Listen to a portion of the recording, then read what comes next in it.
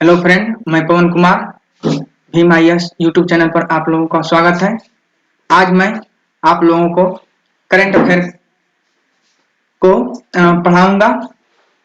विशेषकर current affair के प्रश्नोत्तरी यानी MCQ क्वेश्चन आंसर हम लोग करेंगे, और जो मुख्यतः एग्जाम ओरिएंटेड रहेगा, क्योंकि हम लोग पढ़ते हैं बहुत सारे चीज, लेकिन उसको याद किस तरह से रखेंगे और एग्जाम में आखिरकार उसको कैसे पूछा जाता है, वो सबसे जरूरी होता है जान लेना।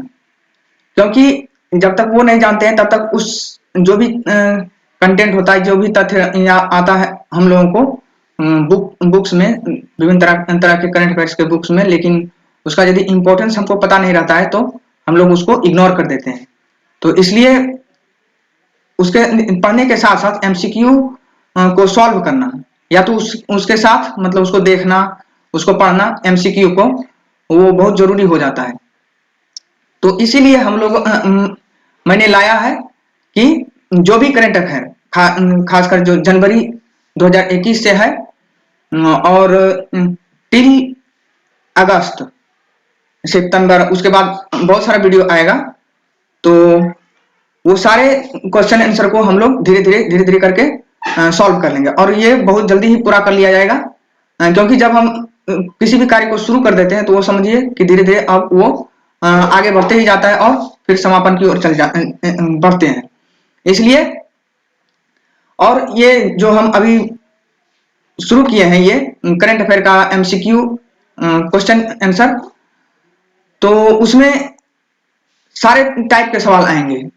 आपको अधिकतर सवाल स्टेट PCS लाइक BPSC हो गया, या तो फिर उसमें जाइए SSC टाइप का, फिर आपको कुछ सवाल जरूर आपको UPSC टाइप का मिलेगा, क्योंकि मैं खुद UPSC प्री को क्वालिफाई किया हूँ पिछले साल, तो इसलिए आपको वो जरूर हम वैसा कंसेप्ट वाला सवाल हम आपको जरूर मुहैया कराएंगे, और आप अभी देख सकते हैं, और आपको उस समय भी बताएंगे कि ये सवाल कंसेप्ट है। ठीक है, तो और हमारे जितना भी क्वेश्चन होगा, जितने भी क्वेश्चन होगा, वो करंट अफेयर या तो करंट अफेयर से निकला हुआ कंसेप्ट के आधार पर ही होगा। तो आइए हम लोग पहला इसी कड़ी में हम लोग पहला क्वेश्चन देखते हैं। तो पहला क्वेश्चन है कि प्रधानमंत्री ने हाल ही में कई राज्यों में लाइट हाउस प्रोजेक्ट LHP की आधारशिला रखी, कौन सा राज्य उसमें शामिल नहीं है? ऑप्शन 1 है झारखंड, दूसरा है त्रिपुरा, तीसरा तमिलनाडु, चौथा हरियाणा। तो आपको इनमें से बताना है कि कौन सा राज्य इसमें शामिल नहीं था। तो इसका राइट आंसर होगा, ये इसका राइट आंसर है ऑप्शन डी।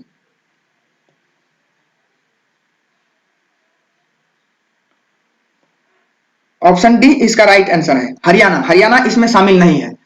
तो जो भी प्रधानमंत्री ने हाल ही में लाइट हाउस प्रोजेक्ट, जैसे यहाँ पर लिखा है कि लाइट हाउस प्रोजेक्ट भारत में पहली बार बड़े पैमाने पर निर्माण क्षेत्र में वैकल्पिक ग्लोब प्रौद्योगिकियों की सामग्रियों की प्रक्रिया को नए युग में पहुंचाने के लिए सर्वश्रेष्ठ प्रदर्शन करने के लिए LHP की मतलब आधारशिला रखा गया। प्रधानमंत्री नरेंद्र मोदी ने 1 जनवरी को वीडियो कॉन्फ्रेंस के माध्यम से 6 राज्यों के 6 स्थानों पर इस परियोजना का आधारशिला रखा।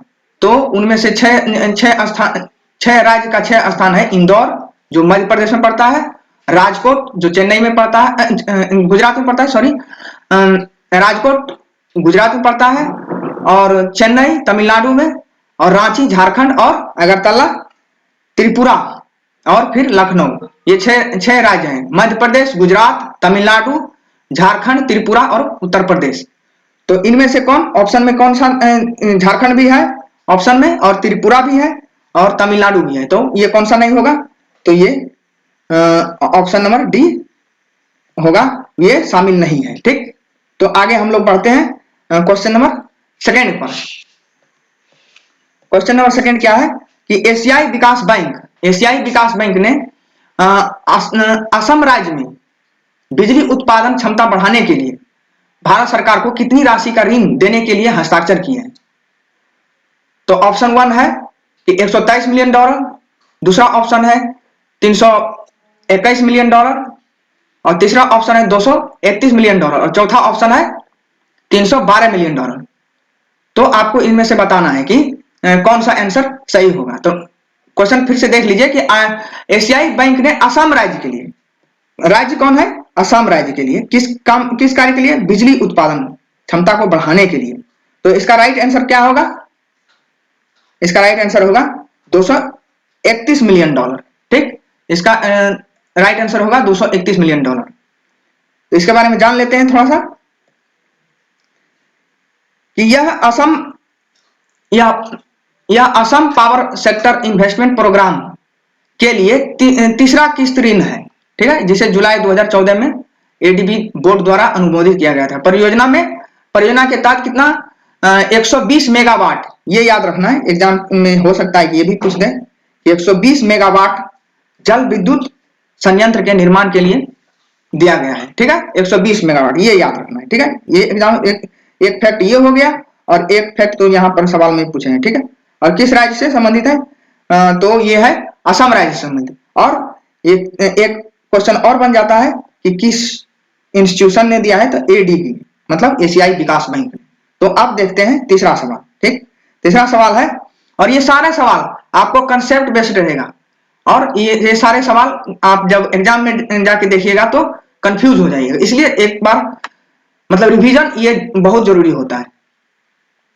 तो आगे अगला सवाल है, अंतरराष्ट्रीय वित्तीय सेवा केंद्र, अंतरराष्ट्रीय वित्तीय सेवा केंद्र जिसको शॉर्टकट में कहा जाता है IFSCA का मुख्यालय कहां पर?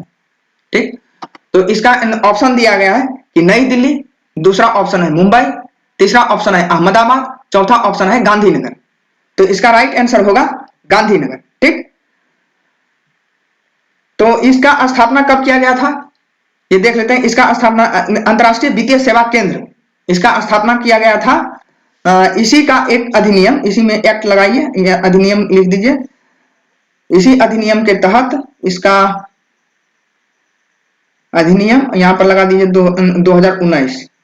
ठीक है, 2019 का एक्ट था, और जो पारित होकर 2020 27 अप्रैल 2020 में इसकी स्थापना किया गया। ठीक है, और ये इसका मुख्यालय कहां पर है? गांधीनगर। गांधीनगर कहां पर है? तो गुजरात में। ठीक, अब जो भी डिटेल दिया होगा देख लेते हैं। हाँ, इतना बता दिए।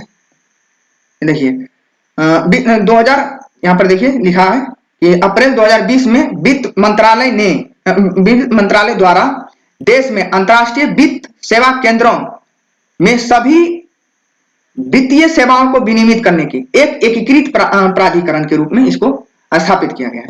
ठीक है, अब देखते हैं नेक्स्ट क्वेश्चन। ठीक है, नेक्स्ट क्वेश्चन है, चौथा क्वेश्चन है कि भारत ने आर्कटिक क्षेत्र में अनुसंधान के लिए अपना पहला वैज्ञानिक अभियान कब शुरू किया गया था? तो यहां पर देखिए आर्कटिक क्षेत्र में भारत ने आर्कटिक क्षेत्र में अनुसंधान के लिए अपना पहला वैज्ञानिक अभियान कब शुरू किया था? तो ऑप्शन है 1981, ऑप्शन दूसरा है 1998, और फिर तीसरा ऑप्शन है 2007, और चौथा ऑप्शन है 2005। तो इसमें कौन सा आंसर सही होगा? इसका राइट आंसर होगा 2007। ठीक है, तो इसमें देखिए तथ्य यह है कि यहां पर गौर करना है कि आर्कटिक क्षेत्र दिया गया है। ठीक, ये आर्कटिक क्षेत्र है, और एक अलग होता है अंटार्कटिका। अंटार्कटिका पाया जाता है दक्षिणी ध्रुव। ठीक, अंटार्कटिका, ठीक, अंटार्कटिका है, वो पाया जाता है दक्षिणी ध्रुव में, और ये है उत्तरी ध्रुव। ठीक, तो उत्तरी ध्रुव के लिए अभियान सबसे पहले कब शुरू किया है? तो 2007 में। और अंटार्कटिका के लिए किया गया था, अंटार्कटिका के लिए, ये दोनों बराबर नहीं है, आर्कटिक और अंटार्कटिका क्षेत्र बराबर नहीं, दोनों, ये उत्तरी ध्रुव है और ये दक्षिणी ध्रुव है। ठीक है, ये इसलिए यहां पर दिए नॉट इक्वल। ठीक, तो यहां पर अंटार्कटिका अभियान का शुरू किया गया था 1981 में, ठीक है। और 1981 में अंटार्कटिका में 3 अनुसंधान केंद्र बनाया गया। पहला था दक्षिण गंगोत्री, ठीक। इसको कब बना, दक्षिण गंगोत्री, ठीक, दक्षिण गंगोत्री। दूसरा ये बनाया गया 1983 में और 90 तक ये चला, ठीक है। और फिर दूसरा बनाया मैत्री बनाया गया 1989 में, 1 साल पहले। इसके ऑपरेशन से खत्म होने से 1 साल पहले बनाया गया और ये अभी तक ऑपरेशनल है, ठीक। कौन? तो मैत्री। और तीसरा बनाया गया भारती। कब बनाया गया? तो ये 2012 में बनाया गया, ठीक है। और ये भी अभी तक ऑपरेशनल है। तो दो अनुसंधान केंद्र जो अंटार्कटिका से संबंधित है, ठीक है, वो अभी ऑपरेशनल है। और तीसरा जो पहला जो स्थापित किया गया था ये अभी ऑपरेशनल नहीं है, ठीक है। ये 1990 में इसका मतलब ये ऑपरेशनल में इसका बंद कर दिया गया, ठीक है। और ये जो आर्कटिक क्षेत्र में अनुसंधान केंद्र भी स्थापित किया गया उसको क्या कहा जाता है? तो हिमाद्री कहा जाता है, ठीक। ये भी बात याद रखना है। यहाँ पर बहुत सारे क्वेश्चन आपका आया है। पहला नंबर कि आर्कटिक क्षेत्र का अनुसंधान के लिए सबसे पहला वैज्ञानिक अभियान केंद्र कब शुरू हुआ था? तो वो 2007 में। दूसरा क्वेश्चन आ जाता है अंटार्कटिका कब हुआ था? तो 1981 में। तीसरा क्वेश्चन यहाँ पर 3 क्वेश्चन आ जाता है और एक ही बार में कि अंटार्कटिका क्षेत्र में के अनुसंधान के लिए भारत ने 3 अनुसंधान केंद्र स्थापित किए।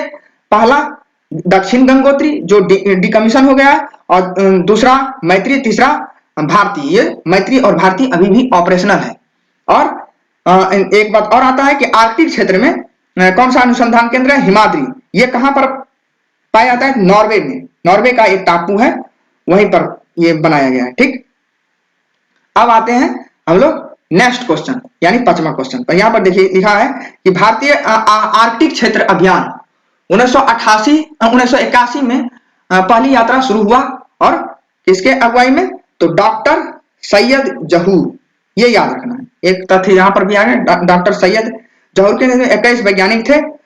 और फिर अंटार्कटिका, ये देखिए यहां पर ये गौर करना है कि अंटार्कटिका क्षेत्र का अभियान 1981 में शुरू हुआ और लेकिन आर्कटिक क्षेत्र के लिए 2007 में। यहां पर कंफ्यूज नहीं होना है, यही बात आपको पहले बता रहे थे, ठीक। अब आइए ये 5वां सवाल। 5वां सवाल देखिए एकदम यूपीएससी के मतलब कंसेप्ट के लायक है, यानी ये यूपीएससी लेवल का है, ठीक। देखिए एशिया प्रोटेक्टेड एरिया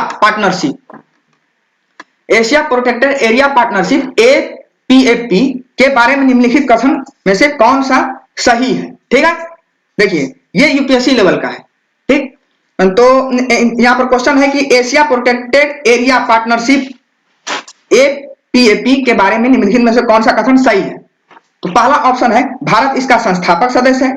दूसरा ऑप्शन है कि इसे औपचारिक रूप से ऑस्ट्रेलिया में लॉन्च किया गया, ठीक है। कहां पर किया गया है? ऑस्ट्रेलिया में। और तीसरा ऑप्शन है कि इसकी अध्यक्षता इसके सदस्य देशों द्वारा बारी बारी से मतलब रोटेशनल बेसिस पर किया जाता है, ठीक। और चौथा ऑप्शन है कि थाईलैंड एपीएपी मतलब एशिया प्रोटेक्टेड एरिया पार्टनरशिप का सदस्य नहीं है, ठीक है। तो अब इसमें से आपको चुनना है कि कौन सा कथन सही है। यहां पर सही है, सही नहीं है, नहीं मतलब 3 गो गलत है, 3 ऑप्शन गलत है और 1 ऑप्शन सही है। तो इनमें से चुनना है। तो इसका सही आंसर होगा ये वाला। इसका सही आंसर होगा ये बी नंबर, ठीक है। इसे औपचारिक रूप से ऑस्ट्रेलिया में लॉन्च किया गया। अब देखते हैं कि कैसे बी नंबर सही होगा। देखिए इसके बारे में डिटेल से जानना बहुत जरूरी होता है कि एशिया, इसका देखिए नाम है एशिया प्रोटेक्टेड एरिया पार्टनरशिप, ठीक। एशिया प्रोटेक्टेड एरिया पार्टनरशिप एपीएपी के बारे में डिटेल से जानना बहुत जरूरी है। तो इसे औपचारिक रूप से कब इसका स्थापना किया गया? तो 2014 में, ठीक। किसके द्वारा? तो IUCN वर्ल्ड पार्क कांग्रेस, ठीक, कहां पर किया गया था? तो ऑस्ट्रेलिया में। ठीक, अब देखिए भारत कब जुड़ा? 2016 में। तो इसका मतलब ये संस्थापक सदस्य नहीं है। ठीक, और जो कि यहां पर दिए थे हम कि भारत इसका संस्थापक सदस्य है, तो ये बात क्या हो गया कि गलत हो गया। ठीक, ये बात यहां पर से गलत हो गया, क्योंकि भारत 2016 में इससे जुड़ा और जबकि इसकी स्थापना 2014 में ही हुआ। ठीक, अब देखते हैं कि अगला, इसकी अध्यक्षता किसके द्वारा किया जाता है? IUCN एशिया द्वारा। ठीक, अध्यक्षता इसके द्वारा किया जाता है और सह अध्यक्षता सदस्य देशों द्वारा बारी बारी से किया जाता है। ठीक, तो यहां पर क्या लिखे थे कि इसकी अध्यक्षता सदस्य देशों द्वारा बारी बारी, अध्यक्षता नहीं किया जाता है। ठीक है, क्या किया जाता है? सह अध्यक्षता। ठीक है, इसी को इंग्लिश में भी देख सकते हैं।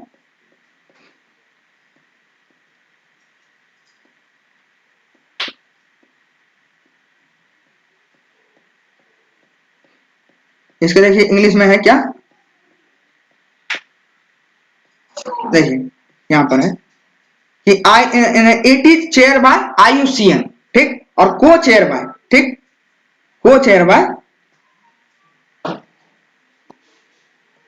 By other member of APAP। ठीक, तो आगे हम लोग देखते हैं नेक्स्ट क्वेश्चन, नेक्स्ट पॉइंट देखते हैं हम लोग कि आगे कंसेप्ट में क्या है। ठीक, इसका सदस्य देश के बारे में भी पूछा गया है, क्योंकि वहां पर लिखा है कि इसका सदस्य थाईलैंड नहीं है। ठीक, तो अब देखते हैं कि थाईलैंड इसका सदस्य है कि नहीं। तो इसका सदस्य देश कौन कौन सा है? भारत है, चीन, बांग्लादेश, जापान, मंगोलिया, नेपाल, यानी एशिया लिखा हुआ है। एशिया प्रोटेक्टेड, देखिए partnership, Asia protected area partnership. ठीक है ना, तो एशिया का तो देश रहेगा ही। ठीक है, और कुछ देश नहीं है। ठीक, कुछ देश छोड़कर बाकी बात जो जो भी प्रमुख देश है वो शामिल है। देखिए भारत, चीन, बांग्लादेश, जापान, मंगोलिया, नेपाल, पाकिस्तान, भूटान, श्रीलंका, श्रीलंका भी है, दक्षिण कोरिया भी है, मतलब Republic of Korea, Vietnam, Myanmar, Cambodia, Malaysia, Maldives और थाईलैंड। थाईलैंड देखिए यहां पर है। ठीक, तो इसलिए ये वो जो बात लिखा था कि थाईलैंड इसका सदस्य नहीं है, ये बात गलत है। इसलिए एक ही ऑप्शन सही है कि इसे औपचारिक रूप से ऑस्ट्रेलिया में लॉन्च किया गया। ठीक है, अब देखते हैं अगला नेक्स्ट क्वेश्चन। नेक्स्ट क्वेश्चन में क्या है कि भारत कितनी बार IUCN के अस्थायी सदस्य के रूप में चुना गया है अब तक? तो ये लगभग पॉपुलर सवाल है, ये बहुत सारे लोग बता देंगे, लेकिन इस बात पर भी ध्यान रखना है, इसलिए ये से दिया गया है। तो इसका राइट आंसर क्या होगा? राइट आंसर होगा 8 बार। ठीक है, 8 बार कब कब, तो अब देख लेते हैं। ठीक है, पहली बार बना था 1950 से 2 वर्ष के लिए बनता है जब भी भारत इस बार भी बना है 2021 से 22 तक, जनवरी 2021 से 2022 दिसंबर तक भारत इसका अस्थायी सदस्य के रूप में रहेगा। ठीक है, कब से कब तक? तो जनवरी 2021 से लेकर दिसंबर 2022 तक भारत इसका अस्थायी सदस्य रहेगा।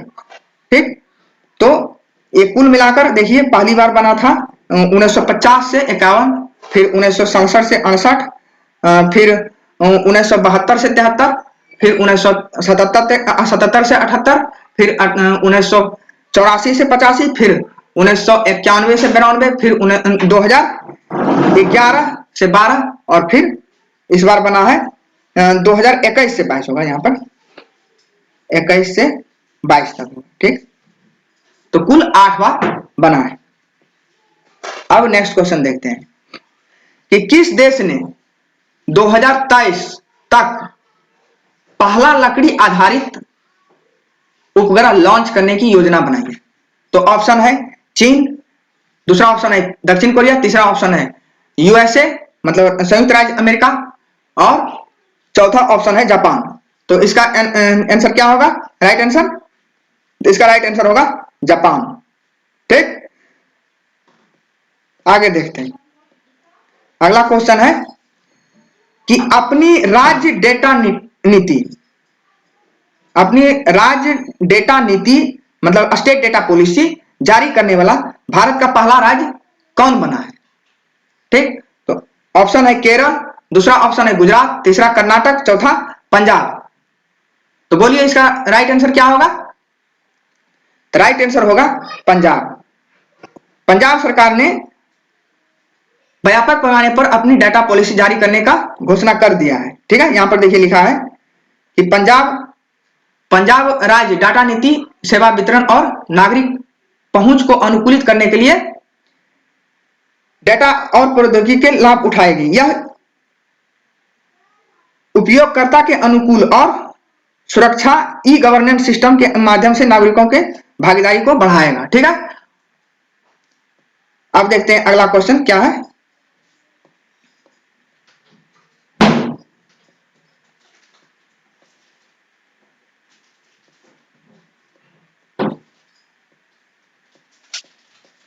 अगला क्वेश्चन 9 में, निम्नलिखित में से 9वां नंबर क्वेश्चन है, निम्नलिखित में से किस प्रधानमंत्री के कार्यकाल में, निम्नलिखित में से किस प्रधानमंत्री के कार्यकाल के दौरान भारत को संयुक्त राष्ट्र सुरक्षा परिषद का एक अस्थायी सदस्य के रूप में नहीं चुना गया था? किस प्रधानमंत्री के कार्यकाल में, किस प्रधानमंत्री के कार्यकाल में भारत संयुक्त राष्ट्र सुरक्षा परिषद के अस्थायी सदस्य के रूप में नहीं चुना गया था? तो बोलिए ऑप्शन में है डॉक्टर मनमोहन सिंह, दूसरा ऑप्शन है अटल बिहारी वाजपेयी, तीसरा ऑप्शन है इंदिरा गांधी और चौथा है जवाहरलाल नेहरू। तो इसका राइट आंसर होगा अटल बिहारी वाजपेयी। अटल बिहारी वाजपेयी 3 बार प्रधानमंत्री बने। तो पहली बार बना था 1996 में, मात्र 16 दिन के लिए। ठीक है, और दूसरी बार बना था 1900, इसके बाद एच डी देवेगौड़ा बन गए थे, और थी दूसरी बार 1998, देखिए यहां पर 1998 से 1999 तक बने थे, और फिर तीसरी बार लगातार 1999 से लेकर 2004 तक। ठीक है, 2004 तक अस्थायी सदस्य के रूप में कब कब चुना गया? तो देखिए यहां पर देख सकते हैं कि देखिए इसमें शामिल है 1996 या तो 1998 से 99, ठीक है, या तो 1999 से 2004 ईस्वी तक। ठीक है, इतने 3 टाइम प्रधानमंत्री बने अटल बिहारी वाजपेयी। ठीक है, अटल बिहारी वाजपेयी। ठीक है, तो आप देखिए इसमें से कोई भी ऑप्शन में, कोई भी साल में ये नहीं है। ठीक है, तो इसका आंसर क्या होगा? निम्नलिखित में से कौन सा प्रधानमंत्री के समय में भारत संयुक्त राष्ट्र परिषद का अस्थायी सदस्य नहीं बना था? तो अटल बिहारी वाजपेयी के समय। ठीक है, आगे नेक्स्ट क्वेश्चन, संयुक्त राष्ट्र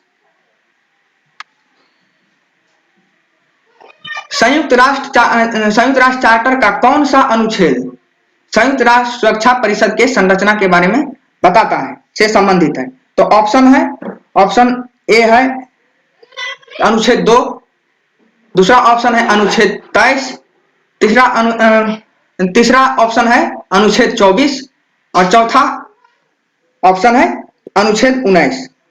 तो बताइए कौन सा आंसर इसका सही होगा? ठीक है, तो इसका आंसर सही है अनुच्छेद 23। अनुच्छेद 23 के तहत बताया जाता है कि संयुक्त राष्ट्र सुरक्षा परिषद में 5 अस्थायी सदस्य होंगे। कौन कौन सा है अस्थायी सदस्य बताइए?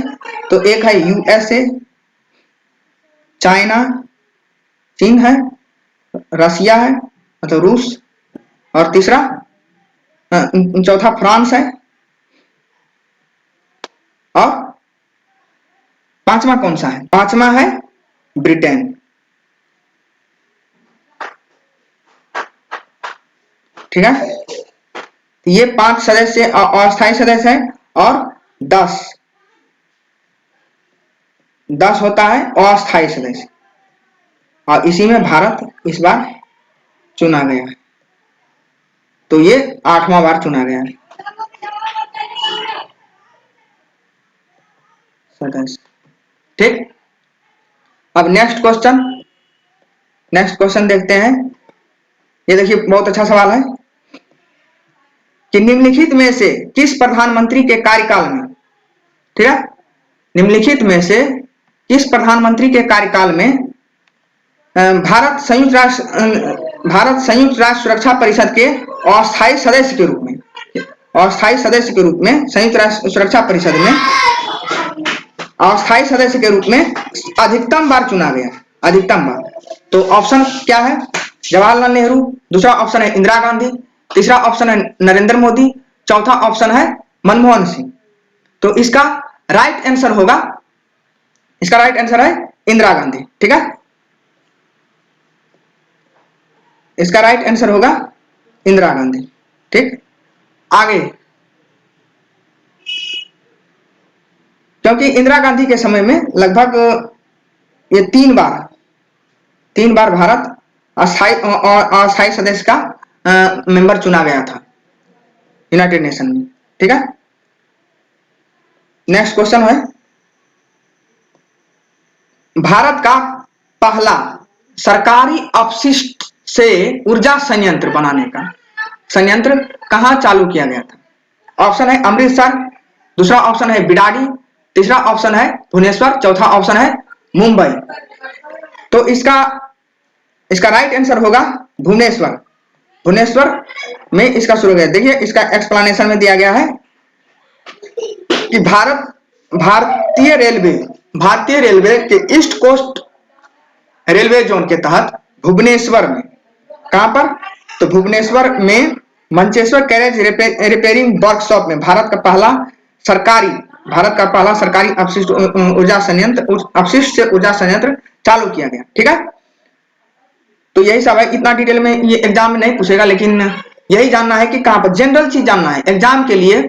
आपको एकदम जो एक सामान्य जनरल नॉलेज होता है ना, वो जानना जरूरी होता है। अब ऐसा नहीं कि कितना बदलेगा, कितना इस तरह से, उतना एकदम डीप में नहीं पूछा जाता है। ये सब इंपॉर्टेंट सवाल नहीं है, लेकिन यदि पूछ देगा तो एग्जाम में 1 नंबर लाने के लिए बहुत महत्व ये सब रखता है। ठीक है, एकदम डिटेल में इस सब में नहीं जाना है। अगला क्वेश्चन, 13वां नंबर क्वेश्चन है, आंध्र प्रदेश में, ये देखिए अच्छा सवाल है कि आंध्र प्रदेश में सड़क नेटवर्क को अपग्रेड करने के लिए भारत ने किस संस्थान के साथ कितना? 646 मिलियन डॉलर। ठीक है, किस संस्थान के साथ 646 मिलियन डॉलर का ऋण समझौते पर हस्ताक्षर किए हैं। ठीक है, किस संस्थान से लेने के लिए 646 मिलियन डॉलर ऋण के लिए हस्ताक्षर किए हैं? तो ऑप्शन में है एडीबी मतलब एशियाई डेवलपमेंट बैंक। ठीक है, दूसरा है एआईआईबी एशियाई इंफ्रास्ट्रक्चर इन्वेस्टमेंट बैंक, तीसरा है विश्व बैंक और चौथा है न्यू डेवलपमेंट बैंक। तो इनमें से कौन सा ऑप्शन सही होगा? तो इसका राइट आंसर होगा डी, एनडीबी मतलब न्यू डेवलपमेंट बैंक। इसका कौन स्थापना किया है? ब्रिक्स देशों ने। ठीक है, ब्रिक्स देशों ने, जिसमें से बी मतलब होता है ब्राजील होता है, आर मतलब होता है रूस, ठीक है, और आई मतलब होता है भारत, इंडिया, ठीक है, और सी मतलब क्या होता है? ब्रिक्स। सी मतलब होता है चाइना, ठीक है, और एस मतलब होता है साउथ अफ्रीका। ये लास्ट में शामिल हुए थे। ठीक है, तो इसी का बैंक का नाम कहा जाता है। यदि ब्रिक्स बैंक भी कहे, यदि कहीं पर कहे कि ब्रिक्स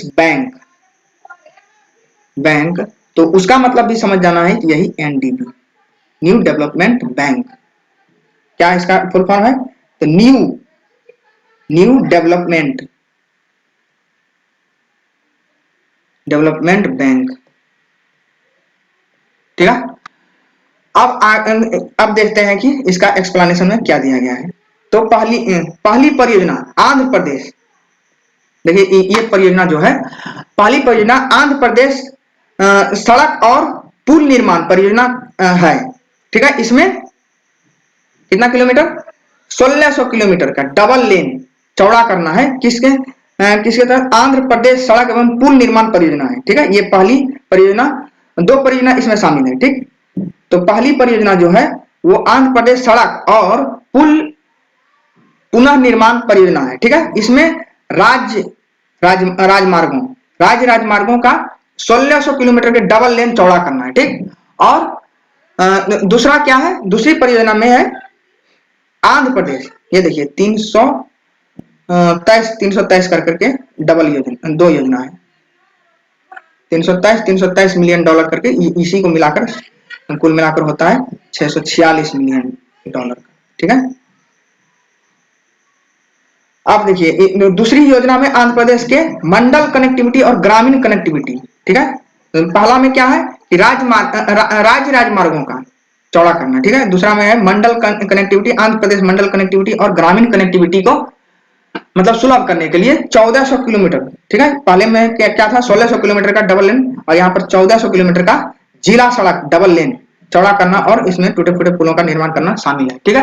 अब इतना एक सामान्य जानकारी है, इससे ज्यादा जानने की कोई जरूरत नहीं है। ठीक है।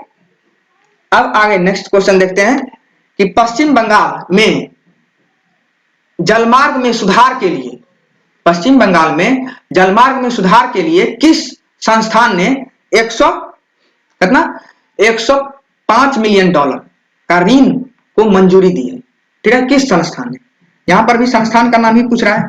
तो ठीक है, तो ऑप्शन में दिया गया वही एडीबी, AIIB और फिर विश्व बैंक और फिर न्यू डेवलपमेंट बैंक। ठीक है। तो इसमें कौन सा आंसर होगा, 105 मिलियन डॉलर। ठीक है। 105 मिलियन डॉलर के रकम है यहां पर। तो इसका आंसर होगा, राइट आंसर होगा विश्व बैंक। विश्व बैंक ने 105 मिलियन डॉलर किसके लिए दिया है, पश्चिम बंगाल के लिए। ठीक। तो अब देखिए इसका एक्सप्लेनेशन में क्या कहता है। तो एक्सप्लेनेशन सिंपल है कि देखिए यात्री एवं माल ढुलाई के लिए, तो जो तथ्य था वो क्वेश्चन में ही है, क्वेश्चन हम लोग देख लिए। ये याद रखना बहुत जरूरी है कि पश्चिम बंगाल राज्य में जल मार्ग को सुधार करने के लिए, ठीक है, यहाँ पर क्या है, जल मार्ग को सुधार करने के लिए किस संस्थान ने, तो विश्व बैंक ने दिया है 105 मिलियन डॉलर की ऋण। ठीक है, ऋण की मंजूरी दे दी है। ठीक। आप देखते हैं नेक्स्ट क्वेश्चन, 15वां नंबर क्वेश्चन। ठीक, 15वां नंबर क्वेश्चन में है कि विश्व की सबसे बड़ी तैरती सौर ऊर्जा परियोजना किस बांध, मतलब किस डैम पर, जहां पर मतलब पानी जमा होता है, किस डैम पर बनाई जानी है। ठीक है।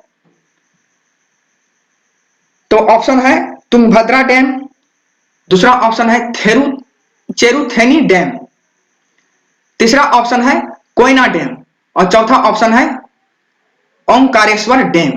ठीक है। तो इसमें से कौन सा आंसर सही होगा, तो इसका आंसर होगा सही ओंकारेश्वर डैम। देखिए ये सारा करंट अफेयर आप लोग पढ़ लिए होंगे। ठीक है। इसका हम लोग केवल ऑब्जेक्टिव फॉर्म में, मल्टीपल चॉइस क्वेश्चन आंसर में हम लोग इसका केवल रिवीजन कर रहे हैं। ठीक है। और हम आप लोगों के सामने ये पेश कर रहे हैं कि यही सवाल जो लगता होगा उस समय कि इंपॉर्टेंट नहीं है या तो याद रह जाएगा, देखिए कितना बेहतरीन से ये सवाल बन जाता है। ठीक है ना। और यहाँ पर प्रैक्टिस कर लीजिएगा, और केवल प्रैक्टिस कर लीजिएगा तो आपके दिमाग में आ जाएगा कि ये सवाल बन सकता है, इस तरह से सवाल बहुत बेहतरीन बनता है। इसलिए ये मतलब कदम उठाए हैं, और आप लोग केवल एक बार भी देखकर इसको मतलब याद कर सकते हैं। और फिर से यदि आप अपने जहां जिस करंट अफेयर बुक से भी पढ़ते हैं उसमें आप देखिएगा तो वो आपको सवाल बेहतरीन लगेगा, अच्छा लगेगा देखने में। ठीक है। तो देखिए विश्व की सबसे बड़ी देखिए यहाँ सबसे बड़ा उपलब्धि है, विश्व की सबसे बड़ी तैरता हुआ सौर ऊर्जा परियोजना किस बांध पर बनाया गया है, तो ओंकारेश्वर। ये किस नदी पर है, तो नर्मदा नदी पर है। ठीक है, नर्मदा नदी। ठीक है, नर्मदा नदी पर है और ये बनाया गया कहां पर, ये बना मध्य प्रदेश एमपी। ठीक, अब देखते हैं कि यहाँ पर क्या क्या कहा गया है।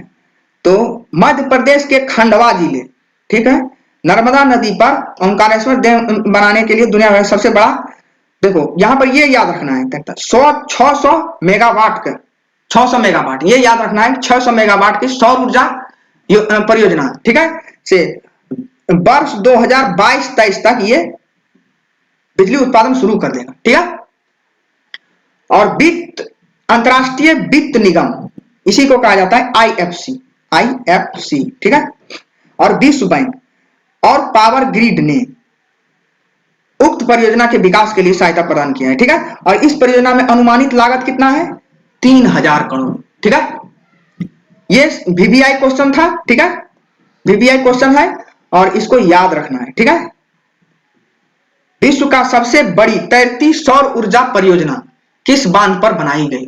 ठीक है, तो ये बनाया गया है ओंकारेश्वर डैम, जो नर्मदा नदी पर है और किस राज्य में है, तो मध्य प्रदेश, मध्य प्रदेश यहां पर लिख देते हैं मध्य प्रदेश। ठीक है, आगे बढ़ते हैं। 16वां नंबर क्वेश्चन है कि मार्च 2021 से भारतीय रिजर्व बैंक डिजिटल भुगतान सूचकांक, मतलब आरबीआई, मतलब ये नाम है, देखिए ये नाम है, एक ही नाम है, भारतीय रिजर्व बैंक डिजिटल भुगतान सूचकांक आरबीआई डीपीआई को केंद्रीय बैंक के वेबसाइट पर प्रकाशित किया जाएगा। मतलब 2021 से इसका बात हुआ है, मार्च 2021 से यह प्रकाशित किया जाएगा, लेकिन किस आधार पर, मतलब कितना दिन के बाद। ठीक है, तो ऑप्शन में दिया गया है कि तिमाही आधार पर, या तो अर्धवार्षिक आधार पर, या तो द्विवार्षिक आधार पर, या तो वार्षिक आधार पर। ठीक है, तो ये इसका राइट आंसर होगा, राइट आंसर होगा अर्धवार्षिक आधार पर। ठीक है, अब देखिए और कुछ कह रहा है, देखिए यहां पर लिखा है कि आरबीआई डीपीआई को मार्च 2021 से अर्धवार्षिक आधार पर केंद्रीय बैंक के वेबसाइट पर 4 महीने पीछे की डाटा, इसमें जो भी प्रकाशित होगा वो 4 महीने पीछे की डाटा के साथ प्रकाशित किया जाएगा। ठीक है, अब देखते हैं आगे नेक्स्ट क्वेश्चन, 17वां नंबर क्वेश्चन, आरबीआई डिजिटल भुगतान सूचकांक, यही है आरबीआई डिजिटल पेमेंट इंडेक्स, इसको इंग्लिश में कहा जाता है, तो वही आरबीआई डीपीआई है जो सवाल हम लोग यहां पर पढ़े हैं। ठीक, आरबीआई डीपीआई। ठीक, तो यही सवाल है, इसी से संबंधित है 17वां नंबर सवाल। देखिए यहां पर पूछा गया है कि इसका आधार वर्ष क्या होगा, तो इसका आधार वर्ष ऑप्शन में दिया है कि मार्च 2015, अप्रैल 2017, मार्च 2018, या तो अप्रैल 2019। ठीक है, तो भी कौन सा होगा इसका राइट आंसर, तो राइट आंसर होगा मार्च 2018, मार्च 2018 इसका आधार वर्ष है। ठीक है ना। ठीक, तो आगे बढ़ते हैं हम लोग क्वेश्चन नंबर 18। ठीक, क्वेश्चन नंबर 18 में है कि भारतीय रिजर्व बैंक डिजिटल भुगतान सूचकांक, फिर उसी से सवाल है कि आरबीआई डीपीआई के 5 व्यापक मापदंड हैं जिनका उपयोग देश में विभिन्न समय अवधि में डिजिटल भुगतान की गहराई और पैठ, इसका देखिए इंग्लिश में यदि आप पढ़िएगा सवाल, इंग्लिश में आपसे यदि सवाल पढ़िएगा देखिए तो अच्छा से और बेहतरीन से लिखा गया है। देखिए क्वेश्चन नंबर 18। ठीक है, यहां पर कहा गया है कि RBI DPI has 5 broad parameter that is used for the measurement of deepening and penetration of digital payment in the country over different time periods, which of the following has maximum weightage. मतलब यहां पर weightage के बारे में पूछा गया है। ठीक है, यहां पर देखिए भारतीय रिजर्व बैंक डिजिटल भुगतान सूचकांक डीपीआई के 5 व्यापक मापदंड हैं जिनका उपयोग देश के विभिन्न देश में विभिन्न समय अवधि में डिजिटल भुगतान की गहराई एवं पैठ को डीपनिंग, वहां पर जो पूछा गया दिया गया है कि डीपनिंग एंड पेनिट्रेशन। ठीक है, उसी का मतलब है की गहराई और पैठ के माप को करने के लिए बनाया गया है ये मापदंड, ठीक है। 5 मापदंड बनाया गया है, उनमें से निम्नलिखित में से किसका वेटेज अधिक है, किसका भार अधिक है। जो 5 व्यापक मापदंड दिया गया है, 5 कितना दिया गया है 5, लेकिन यहाँ ऑप्शन में 4 दिए हैं, उनमें से किसका वेटेज सबसे अधिक है वो बताना है, ठीक है। ऑप्शन में है उपभोक्ता केंद्रीयता, दूसरा ऑप्शन है कि भुगतान प्रदर्शन, और तीसरा है भुगतान सक्षम करता, ठीक है, भुगतान सक्षम करता, और चौथा ऑप्शन है भुगतान अवसंरचना, ठीक है। तो इनमें से कौन सा ऑप्शन सही होगा, तो इसमें से राइट आंसर है भुगतान प्रदर्शन, ठीक। इसी को इंग्लिश में कहा जाता है कि पेमेंट परफॉर्मेंस, ठीक है। आगे देखते हैं, यहां पर देखिए डिस्कशन दिया गया है कि 5 व्यापक मापदंड है, कौन कौन सा है, तो एक है भुगतान सक्षम करता, दूसरा है भुगतान अवसंरचना, तीसरा है भुगतान अवसंरचना, देखिए भुगतान अवसंरचना, और यहां पर भी भुगतान अवसंरचना, ये मांग पक्ष कारक है, ठीक है, और ये आपूर्ति, ठीक, ये दोनों है। इसका देखिए 10% वेटेज है, इसमें देखिए भुगतान सक्षम करता का 25% वेटेज है, और ये भुगतान अवसंरचना मांग पक्ष कारक, इसका 10% वेटेज है, और भुगतान अवसंरचना आपूर्ति पक्ष कारक, इसका है 15% वेटेज। सबसे ज्यादा वेटेज किसका है, भुगतान प्रदर्शन, इसका कितना है, तो 45%, ठीक है ना, 45% इसी का सबसे ज्यादा, और उपभोक्ता केंद्रीयता का वेटेज सबसे कम है। तो यहां पर से एक डीप सवाल बनता है, देखिए ये सवाल देखिए यूपीएससी लेवल का लगभग में आ जाता है। यदि देखिए सवाल कोई इंपॉर्टेंस तभी बन जाता है जब उसको एग्जाम में पूछ देता है, तब बन जाता है इंपॉर्टेंस, ठीक है, लेकिन ये हार्डनेस के साथ पूछा जाता है यूपीएससी में, ठीक है। तो आगे हम लोग क्वेश्चन देखेंगे। क्वेश्चन नंबर 19 है, कितने बैंकों के लिए आरबीआई पर्यवेक्षी कॉलेज, मतलब RBI repository, RBI supervisory college, ठीक है, कितने बैंकों के लिए आरबीआई पर्यवेक्षी कॉलेज मतलब आरबीआई सुपरवाइजरी कॉलेज स्थापित किए गए हैं। तो ऑप्शन ए में है 4, बी 5, सी में है 6, और 7 है डी में, ठीक है। तो इनमें से आंसर राइट क्या होगा, तो राइट आंसर है 6, ठीक है। इसका देखिए डिस्कशन हम लोग देख लेते हैं। पर्यवेक्षी सुपरवाइजरी कॉलेज 6 बैंकों के लिए, कितना बैंकों के लिए, 6 बैंकों के लिए स्थापित किए गए हैं, ठीक है। ऑप्शन में वही पूछा गया था, तो 6 आंसर हो गया, ठीक है। कौन कौन सा बैंक है, तो पहला है भारतीय स्टेट बैंक, दूसरा है आईसीआईसीआई बैंक, और तीसरा ऑप्शन है बैंक ऑफ बड़ौदा, चौथा बैंक है एक्सिस बैंक, पांचवा है बैंक ऑफ इंडिया, और छठा है पंजाब नेशनल बैंक, ठीक है। तो इन बैंकों को इसलिए सुपरवाइजरी कॉलेज का स्थापना इसलिए किया गया है क्योंकि इसका अंतरराष्ट्रीय स्तर पर इसका उपस्थिति है, ठीक है। इसलिए आरबीआई ने 6 बैंकों के लिए सुपरवाइजरी कॉलेज मतलब पर्यवेक्षी कॉलेज की स्थापना किया, ठीक है। अब देखते हैं नेक्स्ट क्वेश्चन। आरबीआई द्वारा शुरू किया गया लीगल एंटिटी, ठीक है ना, लीगल एंटिटी, इसको इंग्लिश में इस तरह से कहा जाता है, देखिए लिख देते हैं एंटिटी, टीआई, ठीक है। एंटिटी आइडेंटिफायर कितने अंकों की संख्या है, ठीक है। आरबीआई द्वारा शुरू किया गया लीगल एंटिटी आइडेंटिफायर कितने अंकों की संख्या है जिसका उपयोग दुनिया भर में वित्तीय लेन देन के लिए पार्टियों की विशिष्ट रूप से पहचान करने के लिए किया जाएगा। मतलब जिस तरह से आधार कार्ड होता है ना, तो उसी तरह से कितना डिजिट, आधार कार्ड देखिए कितना डिजिट का होता है, 12 डिजिट का होता है लगभग में, और उसी तरह से ये कितना डिजिट का होगा, आरबीआई द्वारा शुरू किया गया लीगल एंटिटी आइडेंटिफायर कितने अंकों की संख्या है जिसका उपयोग दुनिया भर में वित्तीय लेन देन के लिए पार्टियों के विशिष्ट पहचान के रूप में किया जाएगा। इसका ऑप्शन में दिया गया है 12 अंकीय, ऑप्शन में दिया गया है 15 अंकीय, फिर ऑप्शन सी में दिया गया है 16 अंकीय, ऑप्शन डी में दिया गया है 20 अंकीय। बताइए इसमें से कौन सा आंसर सही होगा? तो इसका राइट आंसर है 20 अंक। 20 अंक का LEI शुरू किया, किसने शुरू किया गया है, किसके द्वारा? तो RBI के द्वारा। ठीक है, अब देखते हैं कि इसमें क्या किया गया है। देखिए RBI ने 50 करोड़, ये भी याद रखना है, हो सकता है ये एग्जाम में पूछे, 50 करोड़ से अधिक यदि भुगतान होगा NEFT क्या है?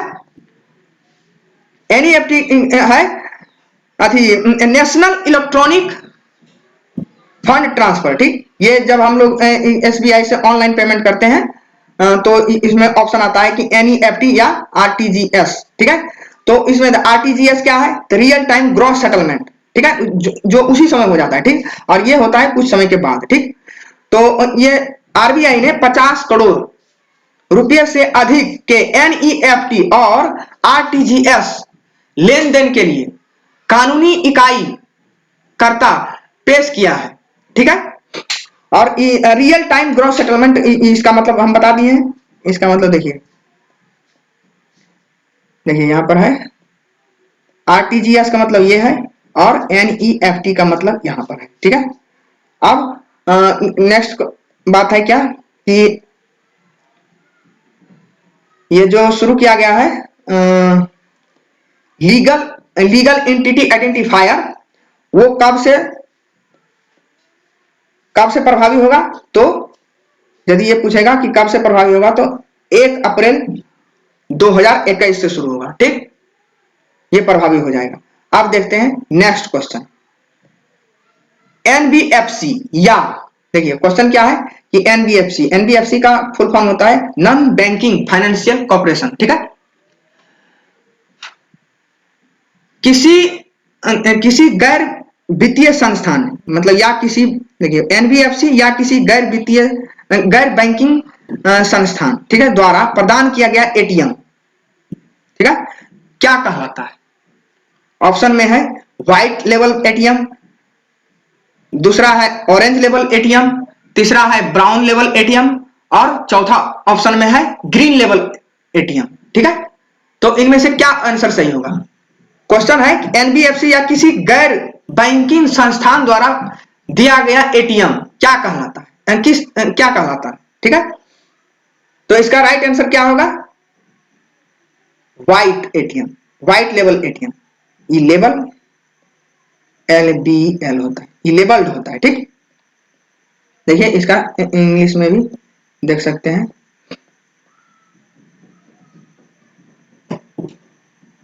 देखिए लेबल है, तो व्हाइट लेवल ATM ये कहलाता है। ठीक है, अब देखते हैं आगे। देखिए इसका डिस्कशन में बहुत अच्छा बात है। देखिए व्हाइट लेवल ATM कौन होता है? जो देता है गैर बैंकिंग संस्थान या कह सकते हैं NBFC।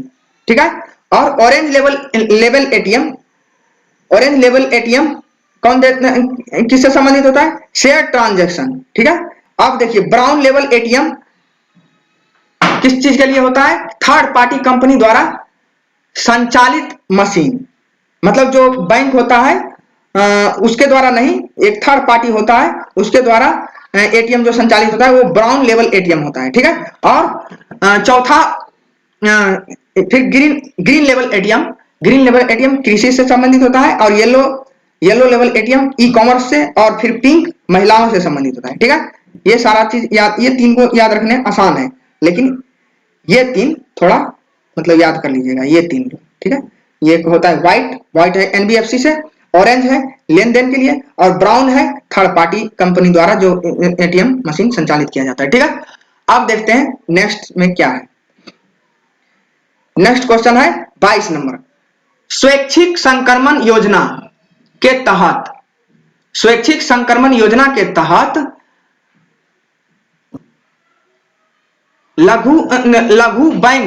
लघु वित्त बैंक SFB में संक्रमण करने वाला भारत का पहला शहरी सहकारी बैंक।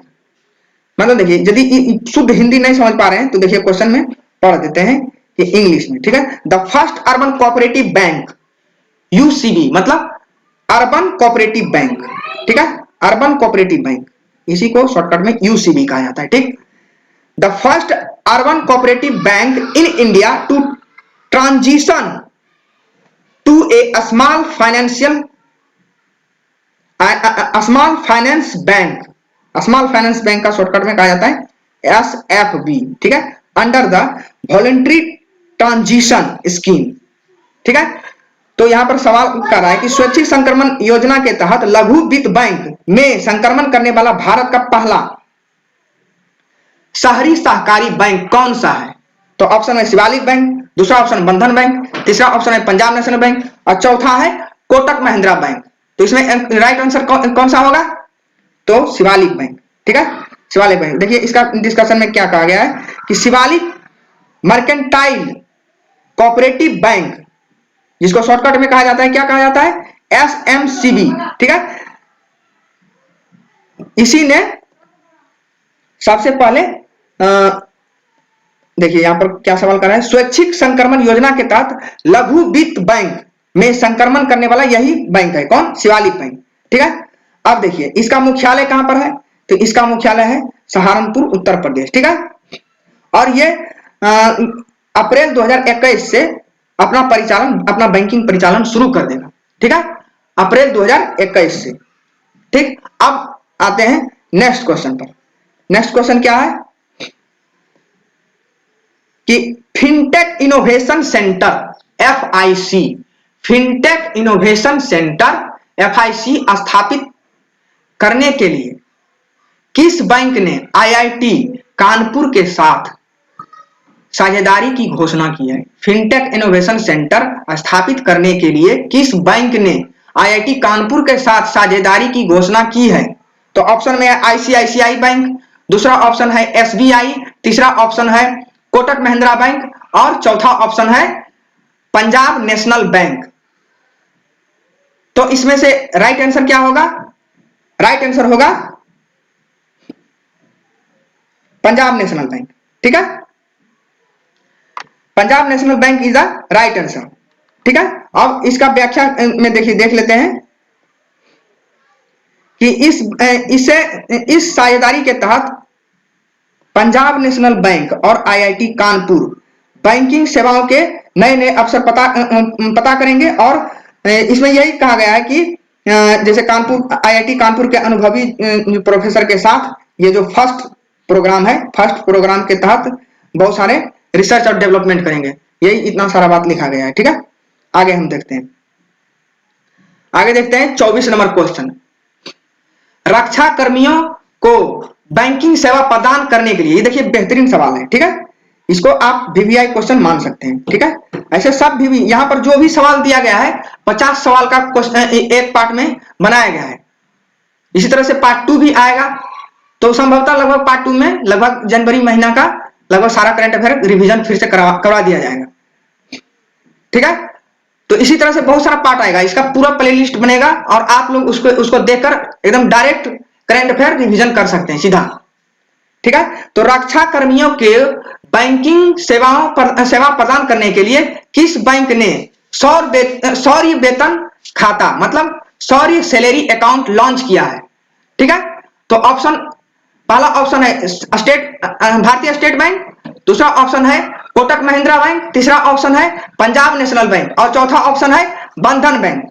तो बताइए इनमें से क्या आंसर सही होगा? सौर्य वेतन खाता मतलब सौर्य सैलरी अकाउंट कौन शुरू किया है?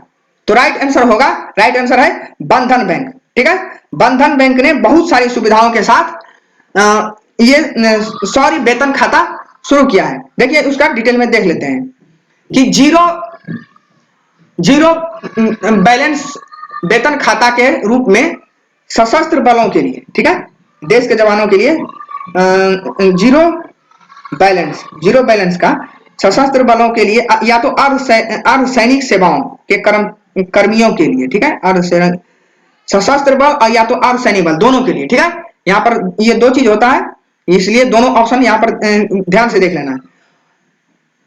बंधन बैंक ने अन्य बैंकों के एटीएम से मुफ्त नकद निकासी का असीमित अनलिमिटेड दिया है, ठीक है। निःशुल्क NEFT और RTGS और IMPS लेन देन, इस तरह का बैंकिंग में जो टर्म यूज किया जाता है, सारा लेन देन असीमित किया है, ठीक है। और सुविधाजनक इंटरनेट, मोबाइल बैंकिंग, ये सारा मतलब 100 वीजा प्लेटिनम कार्ड दिया जाएगा। फिर इसका इंश्योरेंस किया जाए स्वयं एवं परिवार का भी, और परिवार के भविष्य के लिए 30 लाख रुपया, ये जो स्टार मारा गया है नियम एवं शर्तें कहा हूं, ये सारा कंपनी इस तरह से नियम एवं शर्तें लागू के आधार पर ही दिया जाता है, ठीक है। तो 30 लाख रुपए का परिवार भविष्य सुरक्षा के लिए निःशुल्क व्यक्तिगत दुर्घटना बीमा, ठीक है। व्यक्तिगत दुर्घटना बीमा और रक्षा कर्मियों के आकस्मिक मृत्यु के लिए, बच्चों एवं आश्रितों के लिए 4 वर्ष के लिए 1 लाख रुपए प्रति वर्ष निःशुल्क शैक्षणिक लाभ, ठीक है। और हवाई दुर्घटना पर 1 करोड़ रुपया, ठीक है। इस तरह से बहुत सारे सुविधाएं दिया है किसने? बंधन बैंक ने। कौन सा बैंक? बंधन बैंक, ठीक है, जो नया इधर से स्थापित हुआ है कुछ ही दिन पहले, ठीक है। आगे क्वेश्चन है 25 नंबर क्वेश्चन। किस राज्य सरकार ने युवाओं को आत्मनिर्भर बनाने के लिए पैड योजना, कौन सा लॉन्च पैड योजना शुरू किया है, ठीक है। किस राज्य सरकार ने युवाओं को आत्मनिर्भर बनाने के लिए लॉन्च पैड योजना शुरू किया है? तो ऑप्शन में है मध्य प्रदेश, दूसरा ऑप्शन है उड़ीसा, तीसरा ऑप्शन है झारखंड और चौथा ऑप्शन है उत्तर प्रदेश, ठीक है। तो इनमें से क्या आंसर सही होगा?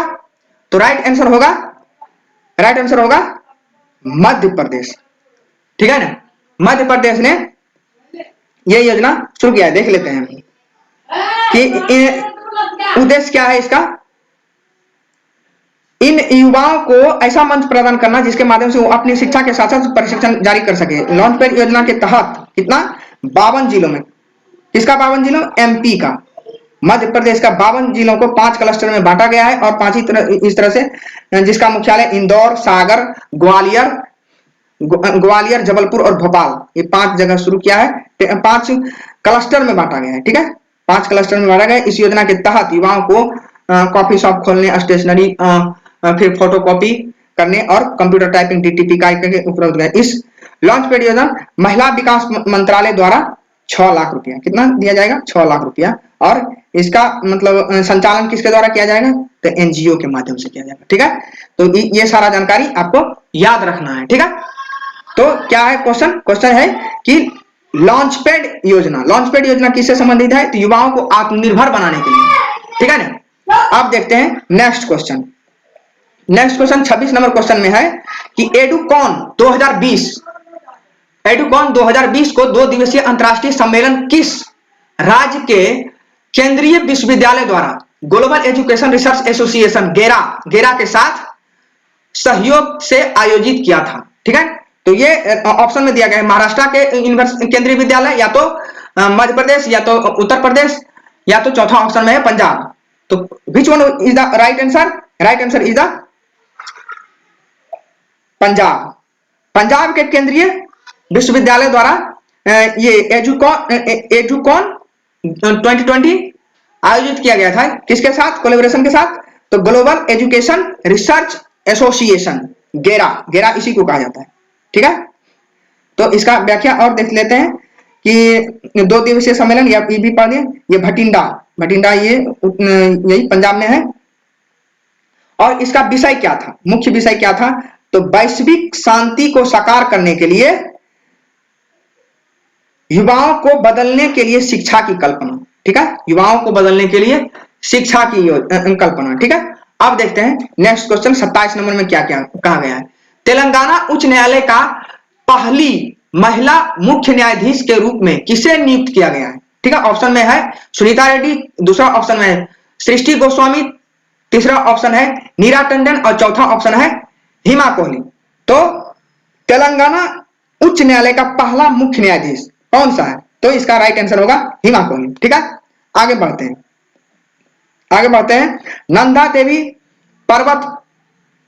देवी पर्वत पर चढ़ने वाला प्रथम भारतीय कौन थे? ठीक है। जिसकी मृत्यु हाल ही में मतलब हुआ, ठीक है। तो चंद्र प्रभा एतावली ऑप्शन 1 में है, दूसरा में है कुमार नरेंद्र बुल कुमार और कर्नल नरेंद्र बुल कुमार, और तीसरा है नरिंदर बत्रा, और चौथा ऑप्शन में है HS दोरेस्वामी, ठीक है।